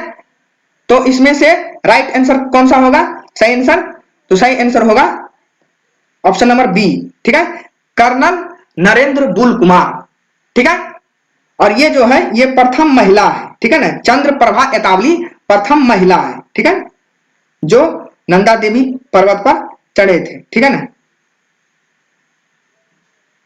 प्रथम महिला, ठीक है। और ये चढ़े थे प्रथम पुरुष, ठीक है। अब इसके बारे में देखिए, ये सैनिक थे, और इसके बारे में देखिए पढ़ लेते हैं कि उन्हें सियाचिन बचाने वाले के रूप में भी जाना जाता है, ठीक है। किसको? तो बुल कुमार, ठीक है, नरेंद्र बुल कुमार को सियाचिन बचाने वाला के रूप में भी जाना जाता है, क्योंकि इन्हीं ने सबसे पहले ये जानकारी पता लगाया था कि पहली बार सियाचिन ग्लेशियर क्षेत्र में पाकिस्तान की कार्टोग्राफी आक्रामकता का पता लगाया था, ठीक है। तो इसलिए ये बहुत ही महान व्यक्ति थे, जिन्होंने देश की रक्षा के लिए बहुत सारे कार्य किए, मतलब अपनी सैनिक सेवा दी है, ठीक। अब आगे देखते हैं 29 नंबर क्वेश्चन। 29 नंबर क्वेश्चन, सरकारी आंकड़ों के अनुसार वित्तीय वर्ष 2020-21 में भारत की जीडीपी का विकास दर क्या होगी, ठीक है। तो भारत की जीडीपी का विकास दर क्या होगी सरकारी आंकड़ों के अनुसार। यहां पर क्वेश्चन है कि सरकारी आंकड़ों के अनुसार बहुत सारे लोगों ने बहुत सारे संस्थाओं ने बहुत सारे तरह के इसमें मतलब अनुमान लगाए हैं, लेकिन यहां पर पूछा गया है कि सरकारी आंकड़ों के अनुसार, ठीक है। तो सरकारी आंकड़ों के अनुसार वित्तीय वर्ष 2020-21 के लिए भारत के जीडीपी का विकास दर कितना होगा, जीडीपी विकास दर, ठीक है, क्या होगी। तो ये होगा, ऑप्शन में दिया गया है -7.2, ऑप्शन बी में है +7.6 मतलब 7.6%, और ऑप्शन सी में दिया गया है -7.7%, और ऑप्शन डी में दिया गया है 9.6%, ठीक है। तो इसमें से सही आंसर होगा ऑप्शन सी, -7.7%, ठीक है। मतलब हमारा जीडीपी कंट्रैक्ट होगा, मतलब संकुचित होगा, सिकुड़ेगा, ठीक है ना। आगे आंसर है आगे क्वेश्चन है 30 नंबर क्वेश्चन में। 30 नंबर क्वेश्चन में है कि वित्त वर्ष 2020-21 के दूसरी तिमाही में भारत की अर्थव्यवस्था कितनी सिकुड़ गई, ठीक है। जो बीते दिनों में दूसरी तिमाही का रिपोर्ट आया, तो उसमें भारतीय अर्थव्यवस्था कितनी सिकुड़ गई, ठीक है। ऑप्शन में है 23.9%, ऑप्शन बी में है 7.5%, और ऑप्शन सी में है 7.7%, ऑप्शन डी में है 21.6%। तो इसका राइट आंसर क्या होगा? तो राइट आंसर होगा 7.5%।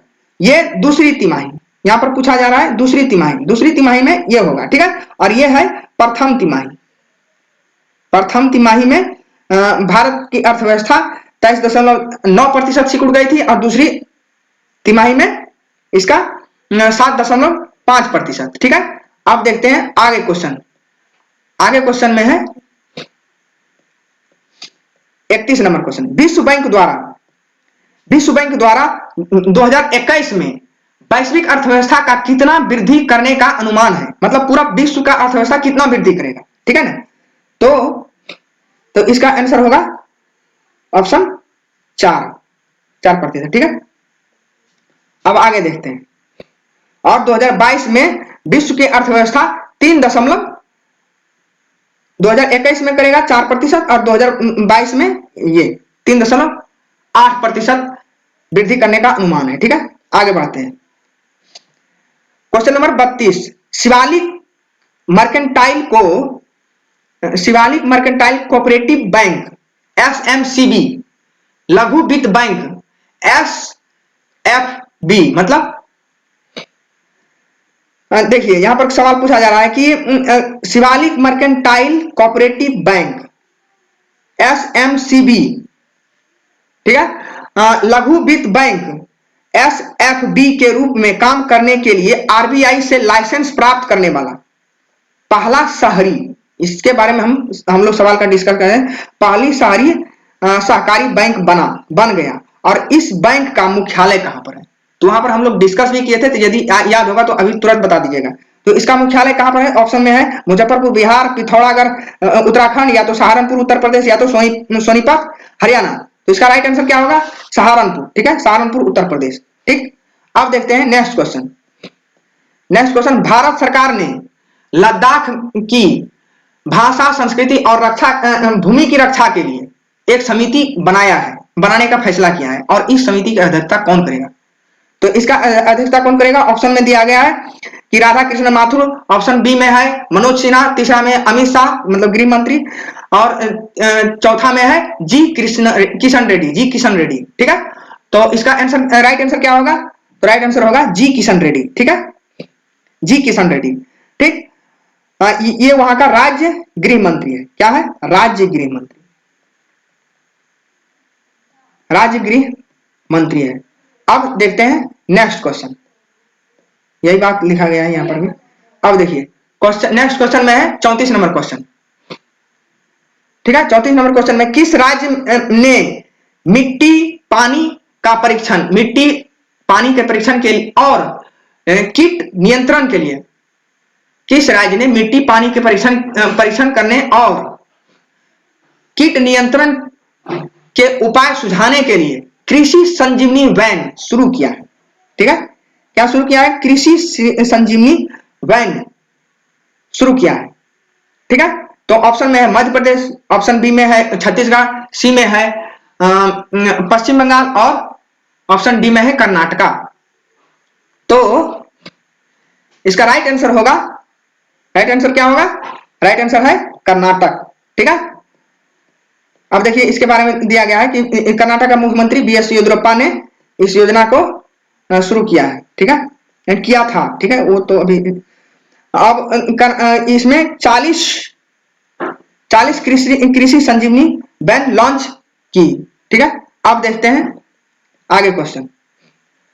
आगे क्वेश्चन 35 नंबर क्वेश्चन में है, विश्व बैंक के रिपोर्ट के अनुसार 2020-21 के लिए भारत की GDP विकास दर क्या होगा? ठीक है, तो विश्व बैंक यहाँ पर किसके अनुसार कर रहा है? उधर पूछ रहे थे कि सरकार के अनुसार। ठीक है, सरकारी रिपोर्ट के अनुसार, यहाँ पर पूछ रहा है विश्व बैंक के अनुसार। ठीक है, कि 2021 में कितना दर होगी, कितना विकास दर होगी? तो इसका आंसर क्या होगा? देखिए ऑप्शन में दिया 4.5 प्लस 5.4% माइनस 5.4%, फिर उसके बाद दिया है प्लस 9.6% और माइनस 9.6%। तो इसका राइट आंसर क्या होगा? माइनस 9.6%। ठीक है, तो आगे हम लोग नेक्स्ट क्वेश्चन देखते हैं। नेक्स्ट क्वेश्चन, हाल ही में प्रधानमंत्री PM मोदी ने दुनिया का सबसे पहला double stack long haul container train की हरी झंडी दिखाई है। यह ट्रेन किस राज्य के बीच में चली? तो जिस समय में मतलब उद्घाटन किया गया था हमारे प्रधानमंत्री नरेंद्र मोदी के द्वारा, तो वो समय वो ट्रेन किस दो राज्यों के बीच में चला था? तो ऑप्शन में है पंजाब और राजस्थान, ऑप्शन बी में है राजस्थान और हरियाणा, ऑप्शन सी में है पंजाब और हरियाणा, और ऑप्शन डी में है उत्तर प्रदेश और राजस्थान। तो इनमें से सही आंसर क्या होगा? सही आंसर होगा, बोलिए सही आंसर क्या होगा? सही आंसर होगा ऑप्शन बी, राजस्थान और हरियाणा के बीच। ठीक है, अब देखते हैं इसकी व्याख्या में क्या गया है। तो इसके व्याख्या में यही सब कहा गया है कि वेस्टर्न डेडिकेटेड फ्रंट कॉरिडोर में ये कितना किलोमीटर चला था? 306 किलोमीटर का। ठीक है, न्यू रेवाड़ी न्यू मादर स्टेशन के बीच में चला था। ये राष्ट्र को समर्पित किया था प्रधानमंत्री नरेंद्र मोदी ने। न्यू एटली और न्यू किशन से इलेक्ट्रॉनिक ट्रैक्शन से लदी दुनिया का सबसे पहली डबल स्टेक लंबी कितना दूरी चला था? 150 किलोमीटर। ठीक है, ये जो वेस्टर्न डेडिकेटेड फ्रंट कॉरिडोर है वो कितना बड़ा है? तो 306 किलोमीटर। इस तरह से अब नेक्स्ट क्वेश्चन देखते हैं। नेक्स्ट क्वेश्चन नंबर 37, किसान कल्याण मिशन किस राज्य ने शुरू किया? ठीक है, क्वेश्चन नंबर 37 में क्या कहा गया है? किसान कल्याण मिशन किस राज्य ने शुरू किया? तो ऑप्शन में है हरियाणा, ऑप्शन बी में है छत्तीसगढ़, ऑप्शन सी में है मध्य प्रदेश, ऑप्शन डी में है उत्तर प्रदेश। तो ये किस राज्य ने शुरू किया गया? किसान कल्याण मिशन। किसान कल्याण मिशन किस राज्य ने शुरू किया है? तो बताइए। तो इसका राइट आंसर होगा, राइट आंसर है Uttar Pradesh, D, option number D होगा राइट आंसर। ठीक है, आप देखते हैं कि इसमें क्या क्या परियोजना शुरू किया है। देखिए इसमें वही पुरानी बात है कि इसका उद्देश्य उत्तर प्रदेश राज्य में सभी विधानसभा क्षेत्रों में किसानों का आय क्या करना है? किसानों का आय दुगना करना है। ठीक है ना। और इसमें मतलब लोगों को जागरूकता फैलाया जाएगा कि क्या क्या करने से इस तरह से मतलब अपना मतलब एग्रीकल्चरल कॉस्ट को कम करना है, कैसे इस तरह से। यही सिंपल पुरानी बात है। ठीक है, ये मेन बात ये है कि किसान कल्याण मिशन किस राज्य ने शुरू किया? तो उत्तर प्रदेश ने। ठीक है, अब देखते हैं next question. Next question question number 38 में है गेल इंडिया लिमिटेड, गेल इंडिया लिमिटेड द्वारा निर्मित, गेल इंडिया लिमिटेड द्वारा निर्मित कोची मंगलुरु प्राकृतिक गैस पाइपलाइन। ठीक है, गेल इंडिया लिमिटेड द्वारा निर्मित कोची मंगलुरु, कहां से कहां तक? कोची मंगलुरु गैस पाइपलाइन, ठीक है, की लंबाई कितनी है? ठीक, तो 306 किलोमीटर, या तो 360 किलोमीटर, या तो 405 किलोमीटर, या तो 450 किलोमीटर। तो इसमें से सही आंसर क्या होगा? 450 किलोमीटर, ऑप्शन नंबर डी। ठीक है, अब देखते हैं इसके व्याख्या। इसके व्याख्या में यही है कि इसका लागत 3000 करोड़ रुपया है और यह प्रतिदिन 12 मिलियन क्यूबिक मीटर मतलब ये परिवहन करेगा। ठीक है, गैस को। ठीक, आगे देखते हैं। आगे नेक्स्ट क्वेश्चन क्या है? Question number 39। क्वेश्चन नंबर 39 में भारतीय रिजर्व बैंक ने किस राशि से अधिक एनईएफटी और आरटीजीएस, ठीक है ना, भारतीय रिजर्व बैंक ने किस राशि से अधिक एनईएफटी और आरटीजीएस लेन देन के लिए कानूनी इकाई पहचानकर्ता पेश किया है? मतलब इसको इंग्लिश में कहा जाता है कि लीगल एंटिटी आइडेंटिफायर को लॉन्च किया है। तो हम लोग जस्ट इससे पहले सवाल में हम लोग डिस्कस कर लिए हैं, तो वहां पर हम लोग डिस्कस किए थे। तो बताइए जल्दी, इसमें इनमें से कौन सा ऑप्शन सही होगा? 35 करोड़, या तो 45 करोड़, या तो 50 करोड़ रुपए, या तो 60 करोड़ रुपए। तो इनमें से राइट आंसर क्या होगा? 50 करोड़ रुपए से अधिक लेन देन पर कानूनी इकाई पहचानकर्ता पेश करने के लिए मतलब नियम बनाया है आरबीआई ने। किसने बनाया है? रिजर्व बैंक ऑफ इंडिया ने। ठीक है, अब आगे देखते हैं कि देखिए, यदि आप लोग भूल गए होंगे कि एनईएफटी का मतलब फुल फॉर्म क्या होता है, तो नेशनल इलेक्ट्रॉनिक फंड ट्रांसफर। ठीक है, यहां पर देखिए दिया गया है। और आरटीजीएस का मतलब होता है कि रियल टाइम ग्रॉस सेटलमेंट। ठीक है, ये बैंकिंग यदि ऑनलाइन बैंकिंग करते होंगे तो ये ऑप्शन आता होगा। और ये यही बात पहले भी पढ़े थे कि 1 अप्रैल 2021 से ये प्रभावी हो जाएगा। क्या? तो लीगल एंटिटी आइडेंटिफायर जो आरबीआई ने शुरू किया है वो प्रभावी हो जाएगा। कब से? 1 अप्रैल 2021 से, मतलब अब तक लागू हो चुका है। ठीक है, आगे नेक्स्ट क्वेश्चन देखते हैं। 40 नंबर क्वेश्चन में है कि राइट अंडर योर नॉज, ठीक है, राइट अंडर योर नॉज ये पुस्तक का लेखक कौन है? ठीक है, ऑप्शन 1 में है विक्रम संपत, बी में है एनएस विश्वनाथन, ऑप्शन सी में है आर गिरिधरन, और डी में है डॉक्टर हरे कृष्णा महताब। ठीक है, तो इसमें से कौन सा आंसर सही होगा? तो ऑप्शन होगा डी, नहीं सी होगा, आर गिरिधरन। ठीक है, यही है आरबीआई का डिप्टी गवर्नर। ठीक है, आगे बढ़ते हैं। क्वेश्चन नंबर 41 मतलब 41, एफएसएसएआई के नियमों के अनुसार 1 जनवरी 2022 से वजन के हिसाब से ट्रांस फैटी एसिड, किसके बारे में कह रहा है? ट्रांस फैटी एसिड की अधिकतम सीमा कितना प्रतिशत से अधिक नहीं होना चाहिए, मतलब कि अधिकतम सीमा कितना तय किया गया है। ठीक है, तो ऑप्शन में है 2%, 3%, या 4% या 5%। तो इसका आंसर होगा 22 तक यहां पर पूछ रहा है, तो इसका राइट आंसर होगा 2%, ठीक है। और 3% कहा गया है 2021 तक, दिसंबर 2021, ठीक है ना, 2021 जनवरी 2021 से ये इतना, ठीक है, 3%, लेकिन ये होगा आंसर 2022 के लिए, ठीक है। अब देखते हैं नेक्स्ट क्वेश्चन। नेक्स्ट क्वेश्चन देखिए यहाँ पर भी कहा गया है कि जनवरी 2021 से 3%, यहाँ पर देखिए 3% 2021 के लिए है और 22 के लिए है 2%, ठीक। अब देखते हैं नेक्स्ट क्वेश्चन। नेक्स्ट क्वेश्चन में क्या है कि विश्व विरासत संरक्षण समिति, इसका मुख्यालय कहां पर है, तो दिल्ली, ठीक। तो ये संबंधित है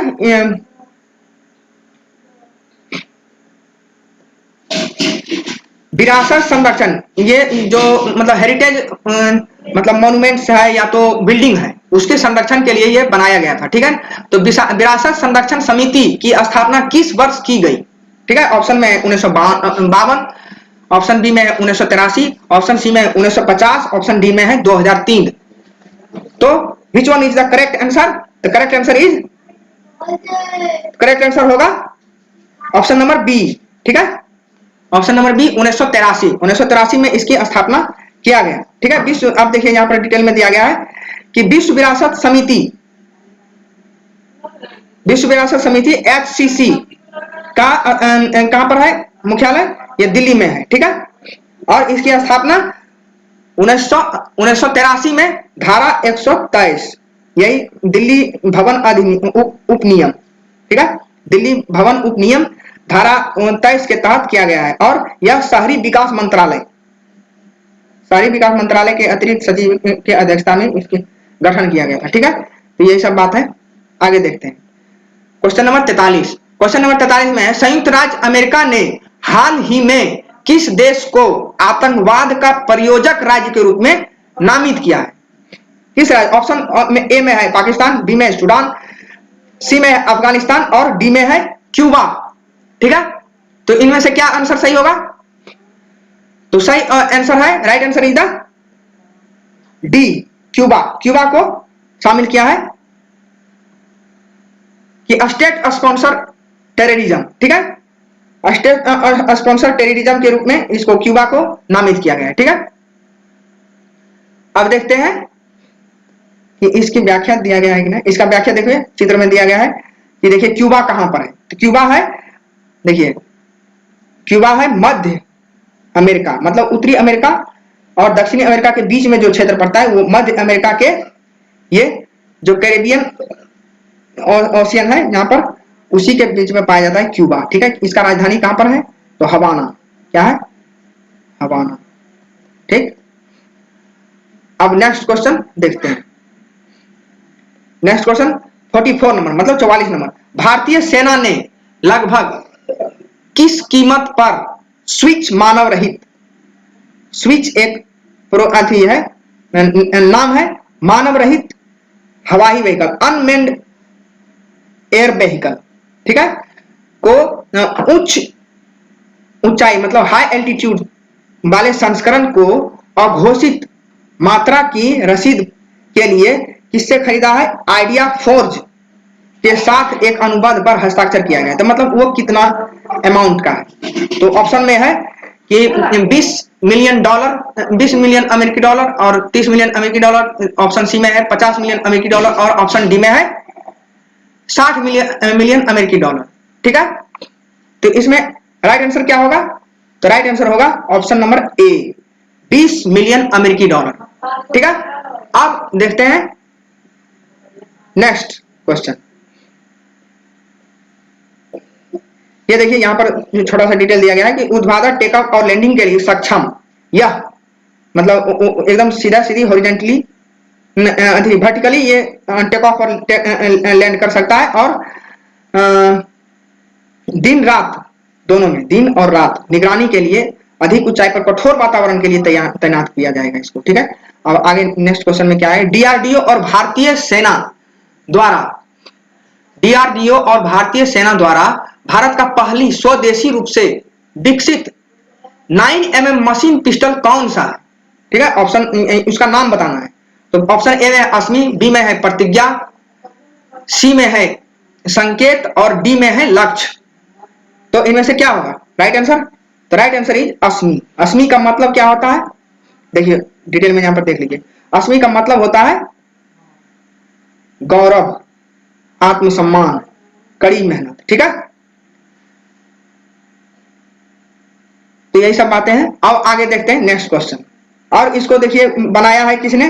तो हथियार को इन्फेंट्री स्कूल महू और डीआरडीओ के ornamental research development establishment Pune द्वारा बनाया गया, मात्र 4 महीने की रिकॉर्ड टाइम में बनाया गया। ठीक है, आगे देखते हैं। भारतीय बीमा नियामक और विकास प्राधिकरण IRDAI ने देश में स्वास्थ्य बीमा उत्पादों की उपलब्धता की जांच के लिए स्वास्थ्य बीमा सलाहकार समिति नामक विशेषज्ञों का एक पैनल स्थापित किया है। और इस समिति का प्रमुख कौन है? ठीक है, तो ऑप्शन में है RS शर्मा, ऑप्शन बी में है BK मोहंती और सी में है शशिकांत दास।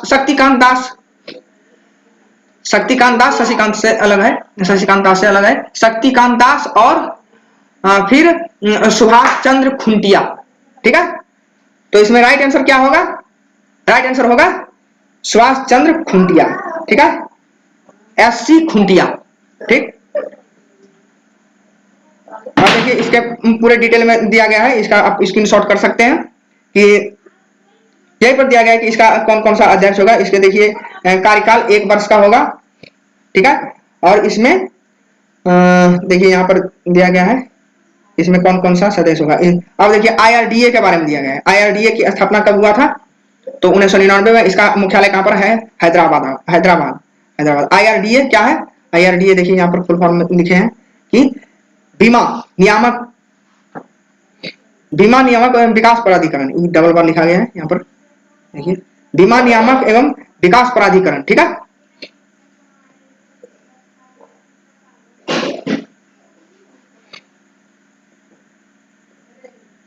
आगे question, next question 47 number question में है RBI ने डिजिटल ऋण धोखाधड़ी को नियंत्रित करने के लिए 6 सदस्यीय कार्य समूह का गठन किया है। RBI ने डिजिटल ऋण के धोखाधड़ी के नियंत्रण करने के लिए 6 सदस्यीय कार्य समूह का गठन किया है। इस समिति का प्रमुख कौन है? तो ऑप्शन में है मनोरंजन मिश्रा, बी में है अजय कुमार चौधरी, सी में है वायरलाचार्य, विरलाचार्य इसको कहा जाता है, विरलाचार्य। ठीक है, और डी में है जयंत कुमार दास। तो इसमें से राइट आंसर क्या होगा? राइट आंसर इज इधर option number D, Jayant Kumar Das. ठीक है, अब देखिए इसी के बारे में डिटेल में दिया गया है। यहाँ पर से आप आप स्क्रीनशॉट भी कर सकते हैं। इसमें 2 प्रकार के सदस्य होगा, आंतरिक और बाहरी भी। तो बाहरी में देखिए आंतरिक में कौन कौन सा शामिल होगा, देखिए कौन कौन सा शामिल है। तो जयंत कुमार दास कार्यकारी निदेशक है, और फिर अजय कुमार चौधरी प्रभारी मुख्य प्रबंधक है, और फिर इसी तरह से नाम है SP वसुदेवन, फिर मनोरंजन मिश्रा ये भी है, मुख्य महाप्रबंधक विनिमय विभाग RBI सदस्य सचिव। ठीक है, बाहरी सदस्य कौन कौन सा? विक्रम मेहता है और राहुल शशि साइबर सुरक्षा विशेषज्ञ। ठीक है, अब देखते हैं आगे नेक्स्ट क्वेश्चन 48 नंबर क्वेश्चन। ठीक है, 48 नंबर क्वेश्चन में है कि प्रथम विश्व हिंदी सम्मेलन का उद्घाटन कब किया गया था? ठीक है, किया गया था कब? तो ऑप्शन में है कि 10 जनवरी 1975, 14 जनवरी 2006, या तो 14 जनवरी 1975 या तो 10 जनवरी 2006 में। बताइए ऑप्शन कौन सा आंसर सही होगा? प्रथम विश्व हिंदी सम्मेलन का उद्घाटन कब किया गया था? तो राइट आंसर होगा 10 जनवरी 1975, इंदिरा गांधी के समय में। ठीक है, और कहां किया गया था? नागपुर। ठीक है, नागपुर में। ठीक है, 10 जनवरी 10 से 12 जनवरी तक चला था। ठीक है, 1975 में, जनवरी 1975 में इंदिरा गांधी।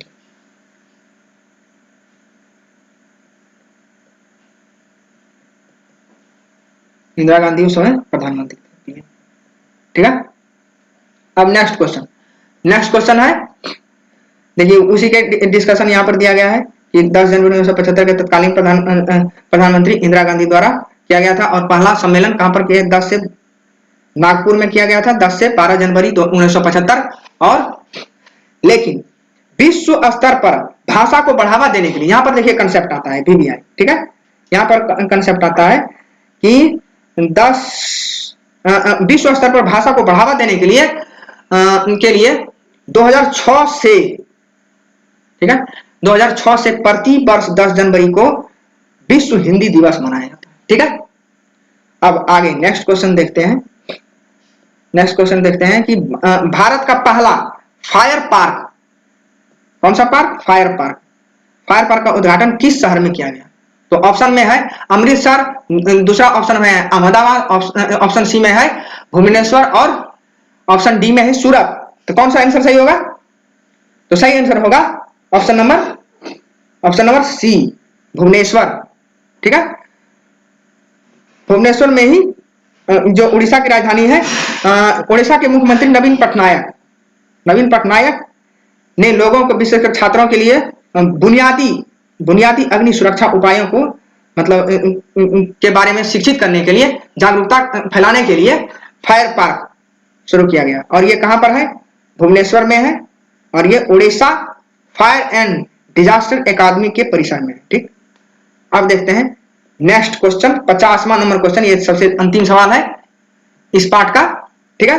चौथे वन प्लैनेट समिट OPS की मेजबानी किस देश ने की? ऑप्शन में है फ्रांस, ऑप्शन बी में है जापान, ऑप्शन सी में है संयुक्त राज्य अमेरिका, ऑप्शन डी में है भारत। तो बताइए इसकी मेजबानी किसने किया? तो इसका मेजबानी राइट आंसर है फ्रांस ने किया, ठीक है, भारत ने नहीं, फ्रांस ने किया, ठीक है।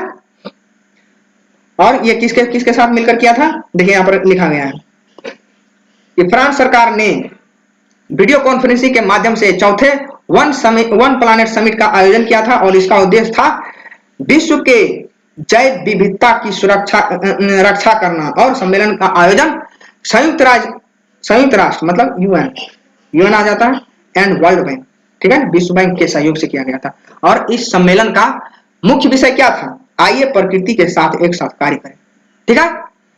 और ये रहा हम लोगों का सबसे अंतिम सवाल। इस तरह से हम लोगों ने देखा। और देखिए यहाँ पर थोड़ा सा और बात लिखा गया है कि इसका उद्घाटन संयुक्त राष्ट्र के महासचिव कौन? एंटोनियो गुटेरस, ठीक है, ने, और फ्रांस के राष्ट्रपति इमानुएल मैक्रोन, और